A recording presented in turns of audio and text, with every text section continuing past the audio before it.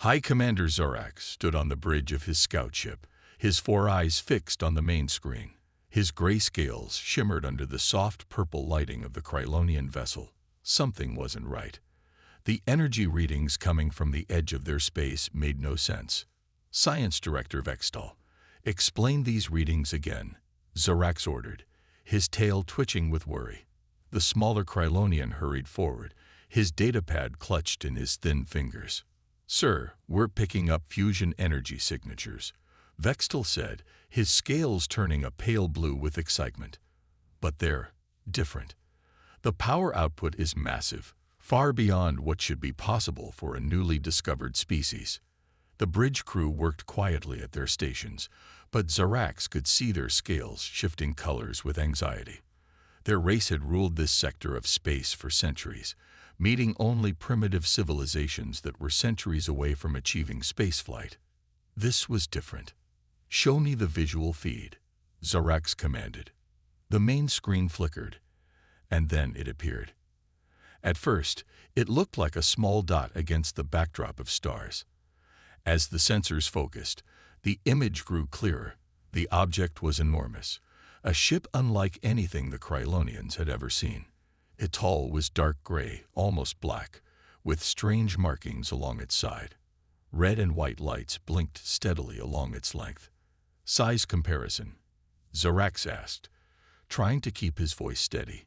It's 3 times larger than our biggest battleship, sir, Vextal replied, his scales now turning white with fear. And our sensors indicate that's not even their largest vessel. It appears to be just a scout ship like ours. Zorax felt his heart rates increase, all 3 of them. A scout ship that large. What kind of civilization would build exploration vessels bigger than most species' capital ships? Energy readings are off the charts, another officer called out. They're fusion drives. Sir, they're containing plasma at temperatures we thought impossible without exotic materials. And there's something else. What? Zorax turned to face the officer. Their hull. It's lined with what appear to be weapon ports. Hundreds of them. But they're unlike any weapons we've encountered. The energy signatures suggest they could. The officer's scales turned pure white. They could potentially crack a small moon, sir. The bridge fell silent. Zorax moved to his command chair and sat down heavily. His people were peaceful explorers, yes, but they maintained a strong fleet to protect their borders. Yet nothing in their arsenal came close to what they were seeing. More data coming in, sir, Vextal called out. We're detecting communication signals. They're broadcasting openly. No encryption. No attempt to hide their presence. Put it on screen, Zorax ordered. Strange symbols appeared, repeating in a pattern. Along with them came images, pictures of bizarre beings. They stood on 2 legs, had only 2 eyes, and were covered in some kind of artificial skin. They were smiling, or at least that's what the Krylonian xenologists would later determine the facial expression to be. They're sending us a first contact package, Vextal said in disbelief. They know we're here, and they're trying to say hello. Zorax stared at the screen, his mind racing. These creatures, these humans as they called themselves in their transmission, had built a ship of unimaginable power. They had weapons that could reshape worlds. Their technology, in some areas, far surpassed anything the Krylonians had achieved, and they were treating this like a peaceful exploration mission. Sir, Vextal's voice was shaking. What are your orders? Zorax watched as more data streamed across the screen. The humans were sharing information freely. Their language, their culture, their history. Either they were incredibly naive, or they're so powerful they don't fear sharing anything with us, Zorax muttered.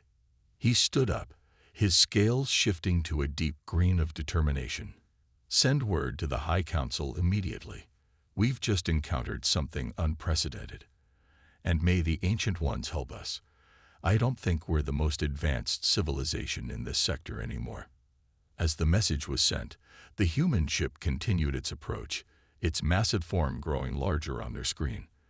The first meeting between humanity and the Krylonian Empire was about to begin, and nothing would ever be the same. Captain Laura Wilson walked across the bridge of the U.S. Endeavour, her boots making soft sounds on the polished floor.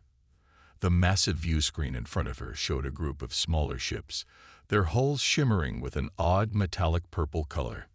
"Status report," she said, sitting in her command chair.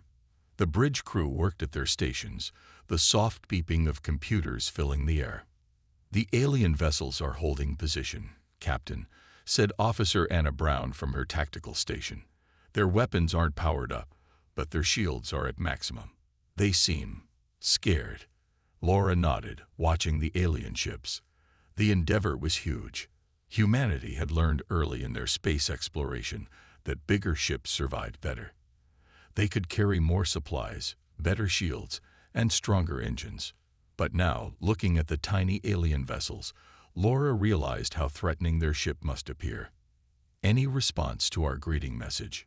she asked. Communications Officer Peter Mills shook his head. "They received it, but they're just watching us." "Wait." He pressed his hand to his earpiece. "Captain, they're broadcasting something." The view screen changed to show a tall, gray-scaled alien. It had 4 eyes and a long tail, and its scales kept changing colors like a chameleon. The universal translator kicked in, converting the alien's chirps and clicks into English. "Unknown vessel," the alien spoke, its scales turning a pale white. "This is High Commander Zorax of the Krylonian Scout Fleet. Your ship's weapon systems are causing great concern. Please power down your targeting arrays immediately." Laura sat up straighter. "Targeting arrays? We haven't activated any weapons." She turned to Anna. "Officer Brown." "Captain, they're misrating our standard scans," Anna explained, looking at her screens. "Our regular sensor sweeps must look like weapon targeting to them." And she paused, checking more readings. "Ma'am, their sensor technology is different from ours. They can see all our defense systems, the point defense lasers, the plasma shields, the asteroid deflectors." Laura understood the problem. Humanity built their ships to survive anything space could throw at them. Micrometeors, radiation, solar flares. Every system had 3 backups. Every weapon had 2 replacements. To a species that built smaller ships, it must look like they were ready for war. "Open a channel," Laura ordered. When Peter nodded, she spoke clearly. "High Commander Zorax, this is Captain Laura Wilson of the Earth ship Endeavour. We apologize for any concern we've caused. What you're detecting are our standard scanning and defense systems. We come in peace." The alien commander's scales shifted to a deep blue. "Your defense systems. Captain Wilson, your vessel carries enough firepower to destroy a small moon. How can this be for defense?" Laura thought carefully about her next words. "Space is dangerous, Commander. Our ships are built to protect our crews from all possible threats, natural and otherwise. We believe in being prepared." "Prepared for what?" Zorax asked, his scales now showing spots of green and blue. "No species we've encountered builds ships like yours. The energy readings alone." "Captain," Anna interrupted suddenly, "their ships are powering up some kind of energy field. It's not weapons, but..." On the screen, all the alien ships began to glow with a bright purple light. "A quantum field barrier," their science officer, Robert Hayes, said from his station. "They're scared enough to activate their last resort defense system." Laura stood up, keeping her voice calm. "Commander Zorax, please, we understand our ship's appearance is concerning. Would you allow a small team from our vessel to meet with you in person? We can explain everything." The alien commander's scales rippled with colors. "You would trust us enough to send your people to our ships?" "Yes," Laura said simply. "That's why we're out here, to meet new species and learn from each other. Our ship may look frightening, but our mission is peaceful." There was a long pause. Finally, Zorax's scales settled into a calmer blue shade.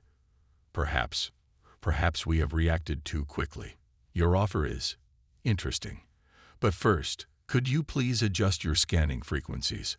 They are quite distressing to our sensors. Laura smiled and nodded to her crew. Of course, we're modifying our scans now. She watched as the purple glow around the alien ships slowly faded. Commander, I think this is the beginning of an interesting conversation. The first real contact between humans and Krylonians hadn't gone smoothly, but it wasn't over yet. As Laura looked at the alien ships on her screen, she knew the hard part was just beginning. Explaining to a frightened species why humanity built its ships like floating fortresses. Ambassador David Cooper straightened his dark blue uniform as he stood in the Endeavour's shuttle bay. The small diplomatic vessel behind him looked tiny compared to the massive warship it would leave. He turned to Captain Laura Wilson, who had come to see him off. Remember, Laura said quietly, they're still nervous. Their sensors are picking up things about our ship that even we consider classified. David nodded, his gray hair catching the bright lights of the bay. I studied their initial responses. These Krylonians seem to be naturally cautious. Our ship probably looks like a nightmare to them.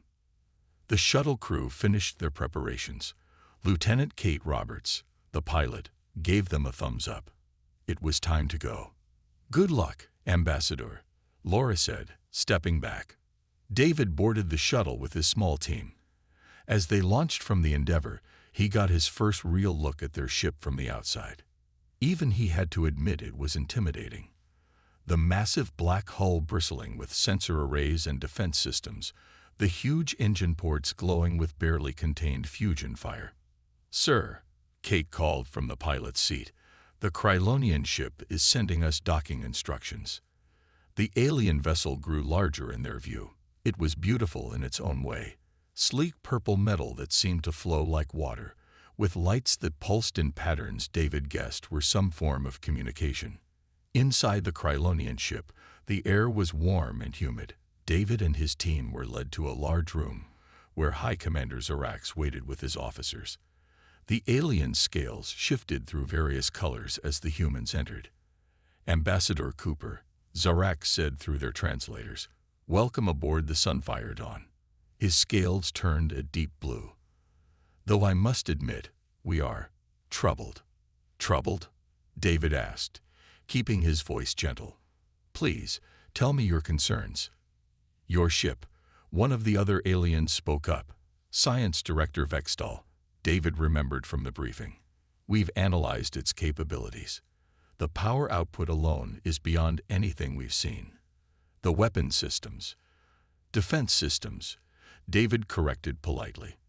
"The Endeavour is an exploration vessel." This caused all the Krylonian scales to flash white. "Exploration?"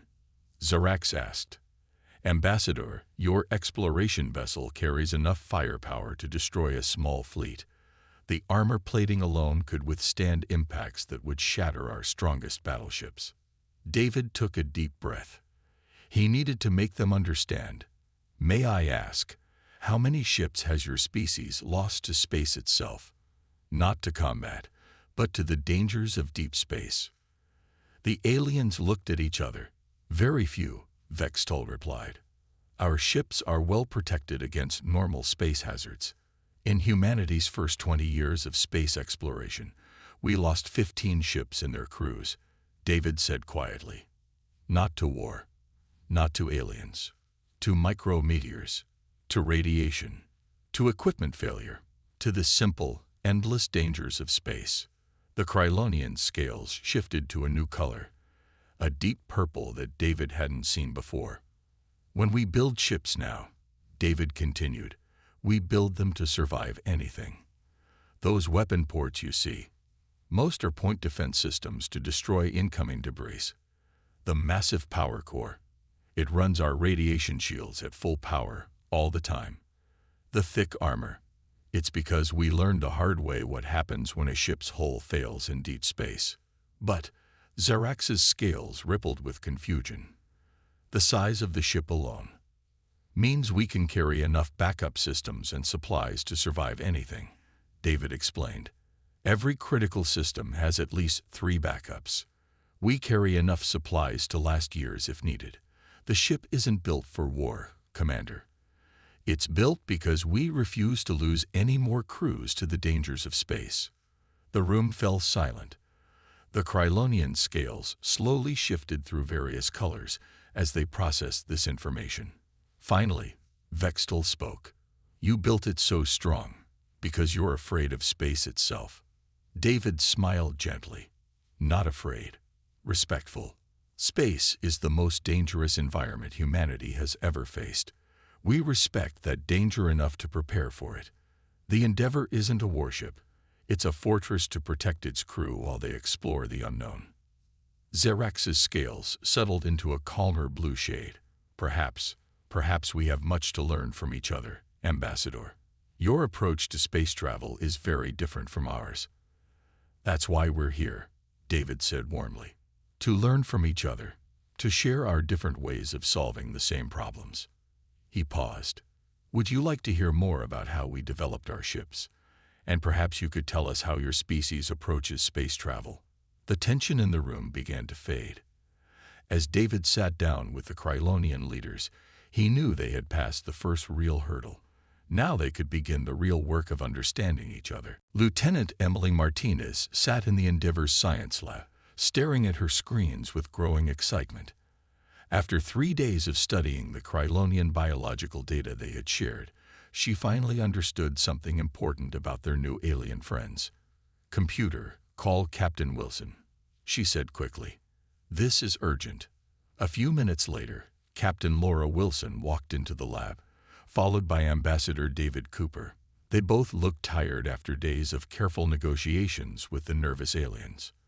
"What did you find, Lieutenant?" Laura asked. Emily pulled up several images on the main screen. They showed detailed scans of Krylonian biology. "Look at their nervous system," she said, pointing to the images. "See how complex it is. And look at their eyes. 4 of them, positioned to see in almost every direction at once. What does this mean?" David asked, leaning closer to the screen. "They evolved from prey animals," Emily explained. "Everything about their biology shows it. Their color-changing scales, their quick reaction times, their ability to see all around them. These are all traits that prey species develop to survive." Laura's eyes widened. "So when they first saw our ship, their entire biology was screaming danger at them," Emily finished. "It's not just cultural, it's built into their very beings. Their ancestors survived by running from threats and being cautious. When they saw a massive ship like the Endeavor, their instincts told them to be afraid." David sat down heavily in a nearby chair. "That explains so much about their reactions. Every time we try to show them our ship's capabilities, they become more nervous, not less." Emily nodded eagerly. "Exactly. And there's more." She switched to a different screen showing energy readings. "Remember how they panicked about our sensor scans? Their own sensor technology evolved from natural abilities their species developed to detect predators. When our powerful scans hit their ships, it felt like a predator was hunting them." "We need to change our approach," Laura said firmly. "Lieutenant, what do you suggest?" Emily had been thinking about this. "We should power down our active sensors and use passive ones instead. They're slower but less intimidating. And maybe we could adjust our external lighting to match their communication patterns. Show them we understand their way of sharing information." Just then, Officer Peter Mills's voice came over the intercom. "Captain, the Krylonians are requesting another meeting. They say they have important questions about our ship's medical facilities." Laura looked at David and Emily. "Ambassador, Lieutenant, would you join me? I think this information might help us handle their concerns better." They walked to the meeting room together. Inside, High Commander Zerax and Science Director Vextal waited with their scales showing swirling patterns of blue and green. "Captain Wilson," Zerax began, his scales rippling, "we've been studying the information you shared about your ship. The size of your medical bay. It's almost as large as our combat control center." Laura smiled gently. "Yes. We believe in being prepared for any medical emergency in space. Would you like to see it? The Krylonian scales flickered with surprise. Emily watched carefully, then whispered to David, "Those color patterns, they're showing curiosity mixed with their usual caution." David stepped forward. "Commander Zorax, we've learned something about your species that helps us understand your concerns better. Would you be interested in hearing what we've discovered?" When Zorax agreed, Emily explained her findings about their evolutionary history. As she spoke, she noticed the alien scales gradually shifting to deeper, calmer blues. This makes sense of many things," Vextal said slowly. "Your species builds ships like living fortresses because you faced predators in your evolution. You learned to create safe places, strong defenses. And you build ships focused on escape and evasion because your ancestors survived by staying safe and avoiding danger," Laura added. "We're different, but we both want the same thing, to keep our people safe while we explore." Zorax's scales settled into a new color, a soft purple that they hadn't seen before. Perhaps we could share more about how we detect dangers in space, and you could show us how your defensive systems work." "We'd be happy to," Laura said. "And we'll adjust our scanning systems to be less intrusive. We want you to feel comfortable around our ship." As they began sharing their different approaches to space safety, Emily watched the Krylonian scales shift through gentle waves of blue and purple. For the first time since they met, the aliens seemed truly relaxed around the humans. Sometimes, she thought, understanding why someone is afraid is the first step to helping them feel safe. It wasn't their ships that needed to change. It was how they presented themselves to a species that saw the universe very differently from humans. Chief Science Officer Robert Hayes stood quietly watching the Endeavor's external lights change color. The massive ship was now putting on a light show that would have made any Earth concert proud. Beside him, Communications Officer Jennifer Boyd worked quickly at her control panel. "Try this pattern," Robert said, pointing to a sequence on his datapad. Their scans show they use this color combination to mean friendship. Jennifer nodded and typed in the commands. Outside, the Endeavor's lights shifted from blue to green, then to a soft purple, in a gentle wave pattern. "Look," she said excitedly, pointing to her screen. "The Krylonian ships are responding. The alien vessels have begun pulsing with their own lights, matching the Endeavor's rhythm, but adding new colors to the pattern. It's working." Robert smiled. "They're actually talking back to us through the lights." After their recent discovery about Krylonian biology, the science team had worked day and night to understand their bioluminescent communication. Captain Laura Wilson walked onto the bridge, followed by Ambassador Cooper. "Report," she said, looking at the light display outside. "We're having our first real conversation using their natural language," Jennifer explained happily. "Their light patterns are much more complex than just showing emotions. It's a whole secondary language." "What are they saying?" David asked, watching the beautiful display. Robert checked his readings. They're telling us about their home world. See that pattern of blue and gold? That's their word for home. And that ripple of green? It means ocean." Laura sat in her command chair, watching the light show with wonder. "Can we tell them about Earth?" Jennifer's fingers flew over her controls. The Endeavor's lights began a new pattern. Blue for Earth's oceans, green for forests, white for clouds. The Krylonian ships responded with pulses of excited colors. "They're asking about our cities," Robert translated, watching his readings. "Should we show them?" "Do it," Laura nodded. The ship's lights created patterns of yellow and white, mimicking Earth's city lights at night. The Krylonian ships suddenly went dark for a moment, then burst into a rainbow of colors. "That's their expression of amazement," Robert explained. "I think we just blew their minds." Suddenly, one of the Krylonian ships broke formation and moved closer to the Endeavor. High Commander Zorax's voice came through their comms. "Captain Wilson," he said, his voice carrying a new tone they hadn't heard before. "Your light speech, it's beautiful. You learned our color language so quickly. We wanted to show you we understand and respect your ways. Laura replied warmly. The way you use lights to protect your ship.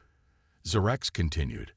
We thought they were weapon targeting systems, but they're just like our natural lights. They help you see and communicate. Robert stepped forward. Commander, would you like to see how we use different colors of light to study space? We have some amazing images from our deep space telescopes. The Krylonian ship's lights pulsed with bright interest.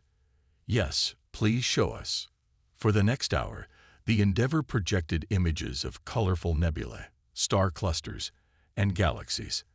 The Krylonian ships responded with their own space images, creating a beautiful exchange of cosmic art. Look at their scales, Jennifer whispered to Robert, watching the Krylonians on their view screen. Their bodies were glowing with soft, peaceful colors they had never seen before. Science Director Vextal spoke next. We have been so wrong, he said. We thought your powerful ships meant you were aggressive. But you used your technology just as we use our natural abilities. To learn, to explore, to communicate. Laura stood up, looking at the now peaceful scene before them. That's all we ever wanted. To learn and share knowledge with new friends among the stars. The Endeavour's lights danced with one final pattern. The colors for peace, friendship, and future in the Krylonian language. The alien ships responded with their own message, their lights spelling out welcome and understanding. Robert looked at his readings one last time and smiled. The Krylonians' fear responses had completely disappeared. Their scales now showed only colors of calm and happiness. Sometimes, he thought, the best way to make friends wasn't through grand speeches or complicated diplomacy. Sometimes, you just needed to speak their language, even if that language was made of light and color. The massive warship that had once caused panic now floated peacefully among the Krylonian vessels, its lights continuing to tell stories of Earth and humanity's dreams of exploration among the stars. Science Director Vextal stood in the massive hangar bay of the U.S. Endeavour, his scales shimmering with amazement. Around him, human engineers worked on various shuttles and small craft. The size of the bay alone was bigger than his entire science vessel. And this is just one of 4 hangar bays, he asked Lieutenant John Rogers, the chief engineer who was showing him around. That's right, John said with a friendly smile. Would you like to know why we have so many? Vextal's scales flickered with curiosity. Please tell me. Well, during Earth's early space exploration, we lost a crew because their single hangar was damaged by an asteroid. They couldn't launch their emergency shuttle. John walked over to a nearby shuttle, patting its hull. Now we always build multiple ways to leave the ship. Multiple hangars, multiple shuttles, multiple escape pods. Your species learns from its losses. Vextal noted, his scales turning a thoughtful blue. Sometimes the hard way, John admitted.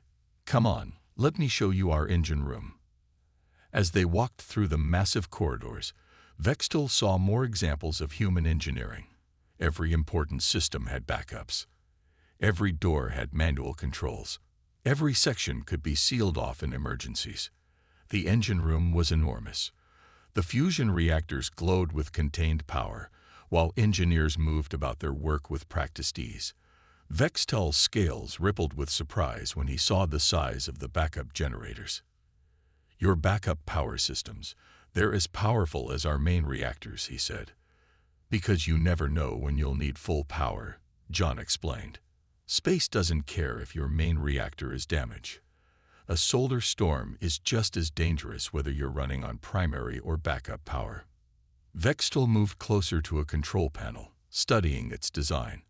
We thought all this power was for weapons. But it's not, is it? It's for survival. Exactly, said a new voice. They turned to see Captain Laura Wilson entering the engine room. Humanity learned early that space exploration isn't just about going to new places. It's about making sure you can get back home. Captain, Vextal's scales shifted to a respectful purple. Your ship, it's not what we thought at all. We saw weapons, but they're tools. We saw power for attack, but it's power for life support.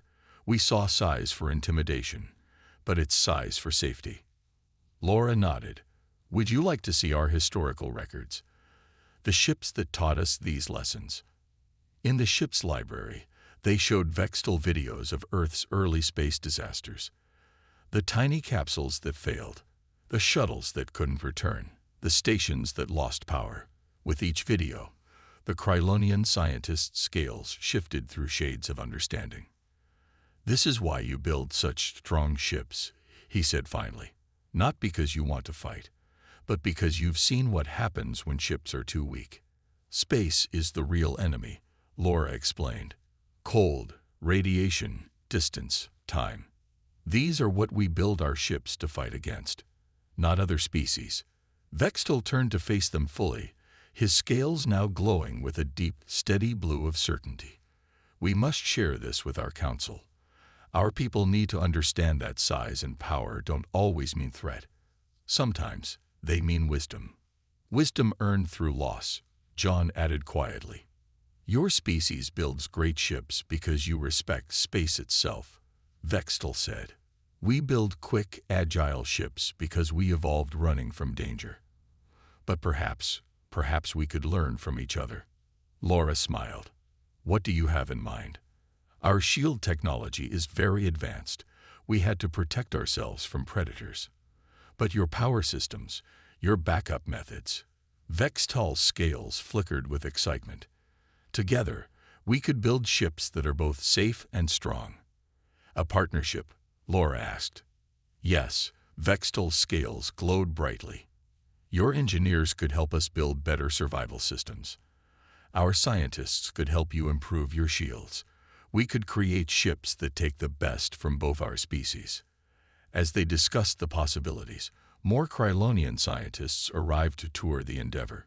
Each time they saw the safety systems, the backup plans, the careful engineering, their scales shifted from fear to understanding.